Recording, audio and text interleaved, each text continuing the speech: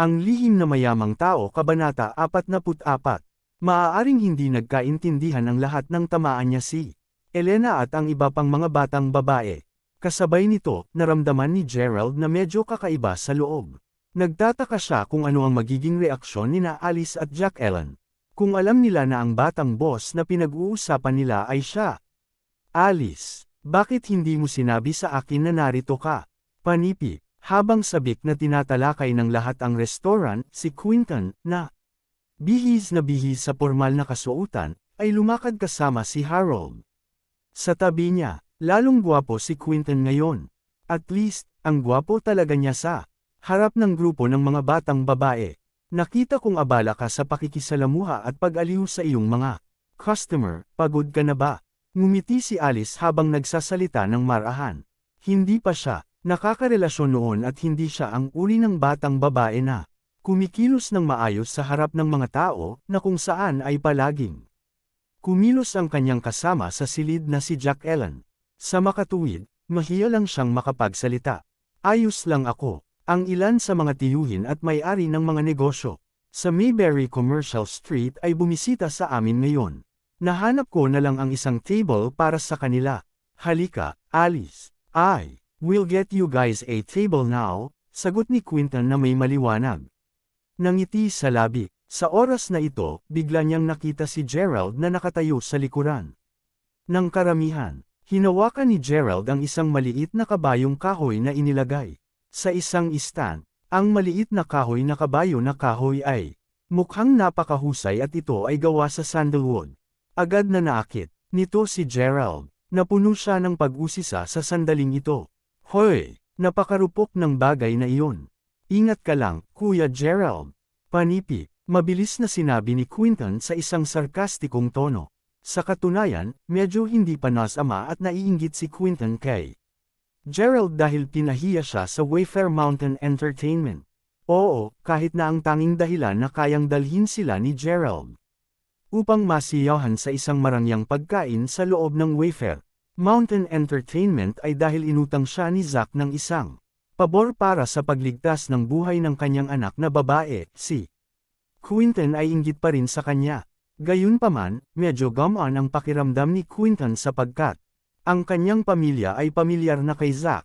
Naramdaman ni Quinton na ang ugnayan nina Gerald at Zack ay hindi posibleng magtagal magpakailanman. Pagkatapos ng lahat, hindi posible para sa isang tao na magpasalamat sa isang tao sa mahabang panahon. Ano pa, si Gerald ay isang walang kabuluhan at hanggal na tanga. Hoy, huwag ibagsak ang kabayong kahoy na iyon, Gerald. Paano, kung ikaw ay pabaya at masira ito muli? Paano kung napinsala mo ang maliit na kahoy na kabayo, tulad ng kung paano mo nasira ang pagpipinta ng langis sa huling pagkakataon? Wala kang utang kay Quinton, kaya paano mo siya gagantay? Panipi, sakto, isa talaga siyang country bumpkin. Gusto niyang hawakan ang lahat ng nakikita niya. Panipi, hindi ko talaga maintindihan kung bakit gusto ni Alice na yayain si Gerald dito sa amin ngayon. Pinaparamdam niya sa lahat na hindi komportable. Panipi, mabilis na ipinahayag ni Jack Ellen at ng iba pang mga batang babae ang hindi nasisiyahan kay Gerald. Sa katunayan, ang dahilan kung bakit blatant na pinagtatawanan at pinapuna nila si Gerald ay dahil alam nilang hindi siya gusto ni Quinton. Kung si Gerald ay naging mabait at magiliw kay Quinton noong sila ay nasa manor, pagkatapos ay tiyak na isa sa isip iyon ni Jack Ellen at ng iba pang mga batang babae. Gayunpaman, hindi iyon nangyari. Bukod dito, si Quinton ay hindi na nasisiyahan na makita si Gerald dito at parang wala talagang pahiwatig si Gerald tungkol sa anumang bagay. Gayunpaman, paano maaaring makipagkumpetensya si Gerald kay Quinton? Mabilis na inatake ng mga batang babae si Gerald dahil nais nilang ipahayag ang kanilang mga posisyon sa harap ng Quinton. Samantala, naiiling lang ni Alice na walang magawa. Noong una, balak niyang maghayganti kay Gerald. Nang maisip niya ito ngayon, sobrang nakakatawa ang kanyang plano. Ito ay napakakatawa-tawa para sa kanya na kahit na nag-aalala tungkol sa taong ito sa unang lugar. Naomi, Harper, bakit ka nandito? Sampayin mo yan, Gerald, nandito. Karin, panipi. Sa oras na ito, isang boses ng isang babae ang tunog sa likuran nila. At siya ay parang labis na nagulat.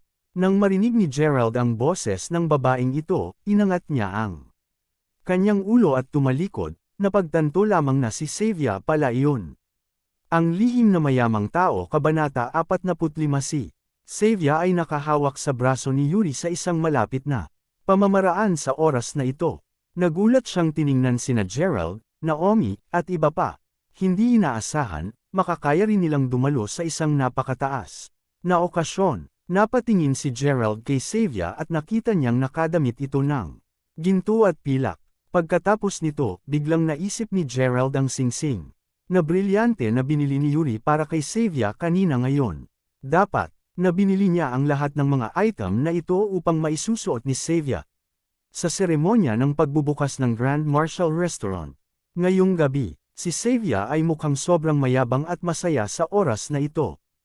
Hindi mapigilan ni Gerald na isipin ang sarili, marahil ay talagang in love sina Xavier at Yuri sa isa't isa. Marahil siya ay talagang isang kasangkapan lamang kay Xavier upang maibsan ang inip nito sa nakaraan. Habang iniisip niya ito, naramdaman niyang nakakatawa talaga siya. To think na nag-aalala talaga siya tungkol kay Xavier kagabi. Hindi na niya kailangang mag-alala tungkol sa kanya. Kapatid Quinton, hindi mo inaasahan na magkakilala din kayo ni Gerald? Tanong ni Yuri sa isang magalang. Sa katunayan, ang maliit na pabrika ng pamilya Lowell ay hindi may kumpara sa taas ng pamilyang Ziegler. Ang tanging dahilan kung bakit si Yuri ay maaaring dumating sa seremonya ng pagbubukas ngayon ay dahil ang ina ni Yuri at ang ina ni Quinton ay mga kasama sa kolehiyo na nagbahagi ng malapit na ugnayan sa isa't isa at palaging nakikipag-ugnay sa isa't isa. Nang marinig ni Yuri ang tungkol sa seremonya ng pagbubukas, humingi siya ng tulong sa kanyang ina at ito ang dahilan na makakapunta siya rito kasama si Xavier ngayong gabi. Kaibigan silang lahat ni Alice. Yuri, kilala mo rin sila? Tanong ni Quinton. Opo, Kuya Quinton. Galing sila sa klase sa tabi-tabi. Panipi, kapatid Quinton, basurahan talaga si Gerald. Ito ay tulad ng isang high-end at marangyang seremonya ng pagbubukas ngunit hindi siya nagpapakita ng anumang paggalang. Tingnan mo ang suot niya. Ngayon, ibinababo talaga niya ang mga pamantayan dito. Sinabi ni Xavier habang nakasisilaw siya kay Gerald sa oras na ito. Hinigpitan niya pa ang hawak sa braso ni Yuri. Para bang pinipilit ni Xavier na ipakita kay Gerald na ang kanyang buhay ay napabuti ng sobra. Pagkatapos makasama si Yuri, bukod dito, nais ipakita ni Xavier kay Gerald na siya ay karapat-dapat na dumating sa pambungad na seremonya ng Grand Marshal Restaurant matapos na makipaghiwalay sa kanya. Sa palagay ni Xavier, talagang napalad si Gerald na nanalo ng 30,000 dolyar mula sa loterya ngunit wala pa rin siya kumpara sa lahat. Si Quinton ay nasiyahan din sa komento ni Xavier at inilagay niya ang kanyang mga kamay sa kanyang bulsa habang tumatawa siya at sinabi kung ibababa niya ang pamantayan, babaan lang ang pamantayan. Kung tutuusin, pagdating sa kagandahan at karaniwang pagpapahalaga, hindi lahat ay may mataas na pamantayan. Panipi, hahaha, nakakagulat talaga si Quinton. Napakatumpak ng sinabi niya. Panipi, tama si Brother Quinton. May katuturan ang sinabi niya. Kung walang mababang pamantayan, kung gayon paano maaaring may mataas na pamantayan noon? Panipi, oh, sige, itigil na natin. Okay lang ba talaga na pag-usapan ang tungkol dito kay Gerald kahit na totoo ito? Hahaha, sa pagkakataong ito, si Xavier ay nagkaroon ng katahimikan na pag-unawa kay Jack Ellen at sa natitirang mga batang babae habang sumasang-ayon sila sa sinabi lamang ni Quinton. Nagsisimula na ring magalit si Gerald habang nakikinig sa sinasabi nila. Sa oras na ito, naisip niya sa kanyang sarili kung gaano kagustuhan ng pangkat ng mga batang babae ang pera. Ayos lang. Noon, itatapon lang niya ang pera sa kanila mamaya. Sige, siya ay galit. Sa oras na ito, tinignan ni Quinton si Gerald bago siya ngumiti at sinabi, kapatid Gerald, huwag mo akong pakialaman. Nagbibiro lang ako. Hindi ka galit, hindi ba? Well, alam ko na siguradong hindi. Magagalit si Brother Gerald. Talaga bang ikaw ay isang tao na hindi maaaring kumuha ng isang biro? Panipi, paimpol na sagot ni Gerald sa isang malamig na pamamaraan. Quinton, sadya mo bang naghahanap ng problema sa akin? Ngayon, nauna nang naisip ni Gerald na ang dahilan kung bakit siya inimbitahan ni Alice dito ngayon ay dahil gusto niyang ayusin niya ang relasyon nila ni Quinton. Pagkatapos ng lahat, kahit na hindi siya nakakasama ni Quinton, inimbitahan pa rin niya ang lahat sa kanila na mag-enjoy sa hapunan. Kasama siya sa pinakahusay at mamahaling lugar sa Manor. Naisip niya na natural lamang na gawin ito. Gayunpaman, sa wakas ay naintindihan ni Gerald na inimbitahan lamang nila siya dito ngayon upang pagyayagan siya. Oh, tila ba talagang galit si Gerald ngayon? Si Kuya Quinton ay may napaboren ka ba sa pamamagitan ng pagbibigay sa iyo ng pagkakataong pumunta dito ngayon at naglakas loob ka pa ring mawala ang galit mo sa kanya? Hahaha, panipi, napakasaya ni Xavier nang makita ang lahat na minamaliit si Gerald. Bukod dito, lalo siyang naramdaman na mas masaya siya nang mapagtanto niyang parang kinaiinisan ni Quinton si Gerald ng kaunti. Sa makatuwid, patuloy niyang nilalay si Gerald dahil nais niyang mag-iwan ng magandang impresyon sa puso ni Quinton. Sige, tigilan mo na yan.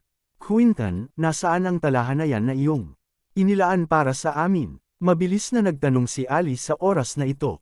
Ang lihim na mayaman na tao, Kabanata 46 kung sa bagay, si Alice ang nagdala sa kanya rito at kung magpapatuloy si Xavier sa pangungutya kay Gerald, talagang mapapahiya siya nito. Kung tutuusin, ang may-ari lamang ang dapat makatama sa kanilang sariling aso, tama ba? Halika, bakit hindi ka umupo dito? Dahil sina Yuri at Xavier ay mula rin sa iisang pamantasan, dapat kayong lahat ay magkasama. Panipi, dinala ni Quinton si Gerald at ang lahat sa isang malaking mesa. Pagkatapos nito, inatasan niya sila isa-isa upang makaupo sila. Sina Yuri at Xavier ay hindi tinanggihan ang pagkakaupo sa kanila. Sapagkat kung umupo sila sa kanila, maaaring magpakitang gilas si Xavier. Gayunpaman, sa sandaling dumating sina Yuri at Xavier, ang mesa na maaaring tumanggap ng 15 tao ay biglang naging masikip. Ang 6 sa kanila sa dormitory ni Alice, 5 sa kanila sa dormitoryo ni Harper, at si Naomi ay bubuo sa kabuuan ng 12 katao. Sa oras na ito, si Xavier, Yuri, at Quinton ay nakaupo din sa mesang ito. Sa makatuwid, natural na nangangahulugan ito na walang puwang para kay Gerald. O hindi, nakakahiya talaga ito. Kapatid Gerald, humihingi ako ng tawad ngunit walang natirang upuan para sa iyo. Panipi, malamig na ngumiti si Quinton bago siya kumilos na para bang labis siyang humihingi ng paumanhin sa oras na ito. Nagmamadaling sinabi ni Harper, Gerald, bakit hindi ka lumapit dito at magsiksik sa amin sa halip? Hindi maganda para sa amin na magsiksik sama-sama. Pagkatapos ng lahat, maraming mayaman at makapangyarihang tao ang pumupunta sa lugar na ito. Kung pinipis namin, hindi ito maganda. Sa lahat, panipi, napakamot sa ulo si Quinton at hindi niya mapigil ang mapabuntong hininga sa oras na ito. Orihinal na pinaplano kong umupo rito sa inyong lahat upang makapag-usap at makapag-usap. Bago ako umakyat sa entablado upang lumahok sa seremonya ng pagbubukas. Dahil hindi naman ako kakain, aakyat na lang ako sa entablado at pwede na si Gerald na umupo sa halip. Panipi, hindi pwede, talagang hindi. Sumigaw kaagad sina Jack Ellen at ang iba pang mga batang babae. Kung isuko mo ang iyong upuan kay Gerald, pagkatapos siya ay nakaupo sa pagitan namin ni Alice. Talagang hindi. Bukod dito, hindi namin nais na umalis ka. Kapatid Quinton, gusto pa rin naming makinig sa higit pa sa iyong mga kwento at makakuha ng kaunting pananaw mula sa iyo. Panipi, ang bawat isa ay nagpatuloy sa pagsasalita, sunod-sunod at inilagay nito si Gerald sa isang napakahirap na posisyon. Damn it! Tiyak nag-agantay siya sa kanila sa paglaon. Hindi mapigilan ni Gerald na makaramdam ng kaunting pagkamuhi sa kanyang puso. Aalis na sana siya sa oras na ito upang hindi na niya kailangan pang tumingin sa mga mukha nila. Kung sa bagay, nasa bad mood na siya. Sa oras na ito, biglang tumunog ang boses ng host sa entablado. Tahimik. Lahat, manahimik na po kayo. Ngayong gabi, panipi. Ang seremonya ng pagbubukas ay malapit nang magsimula at ang host ay nagbibigay ng kanyang talumpati sa oras na ito. Ang bawat isa ay mabilis na kumuha ng kanilang sariling mga upuan at ang kapaligiran sa banquet hall ay napakatahimik sa oras na ito. Walang upuan si Gerald at awkward siyang nakatayo sa gitna ng banquet hall. Naturally, naakit niya ang pansin ng maraming tao. O aking Diyos, tingnan mo ang taong iyon. Bakit nakatayo lang? Siya doon sa isang mahirap na pamamaraan. Panipi, waiter ba siya? Hindi siya mukhang waiter. Tingnan mo lang, kung paano siya nagbihis. Sa palagay mo ba palihim siyang lumusot dito upang magnakaw ng pagkain at inumin? Panipi, hahaha, nakakahiya naman ito. Ang pobreng lalaking iyon ay walang upuan. Paano pinlano ng pamilya Ziegler ang kanilang seremonya sa pagbubukas? Bakit ang kanilang panauhin ay nakatayo ng awkward sa gitna ng banquet hall na walang inilang pwesto? Panipi, ang ilan sa mga panauhin ay nagsimulang bumulong sa kanilang sarili. Sa parehong oras, sa isa sa mga pangunahing talahanayan na malapit sa entablado, isang pangkat ng mga kabataang lalaki at kababaihan ang nakaupo magkasama sa oras na ito. Ang talahanayan na ito ay karaniwang nakalaan para sa mga taong may kilalang mga katayuan at matatag na pinagmulan ng pamilya. Ang banquet hall sa Grand Marshal Restaurant ay napakalaki at kahit na si Quinton ang personal na nag-ayos ng mesa para kay Alice at sa kanyang mga kaibigan, makakakuha lamang siya ng isang mesa sa gitna ng banquet hall para sa kanya. Sa makatuwid, ang pangkat ng mga kabataang lalaki at babae ay malinaw na napakamayaman at makapangyarihan. Ngumiti ang isa sa mga kabataang lalaki sa isa pang binata na nakasuot ng puti bago niya sinabi, "Kapatid Aidan, Sister Elena.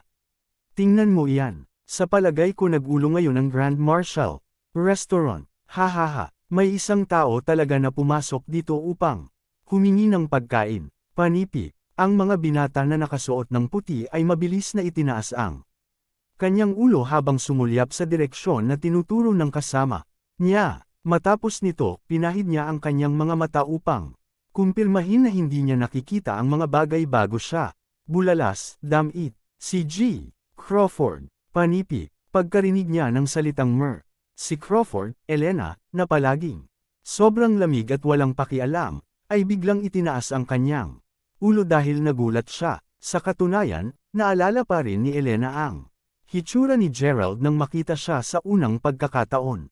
Siya talaga, ungol ni Elena sa sarili.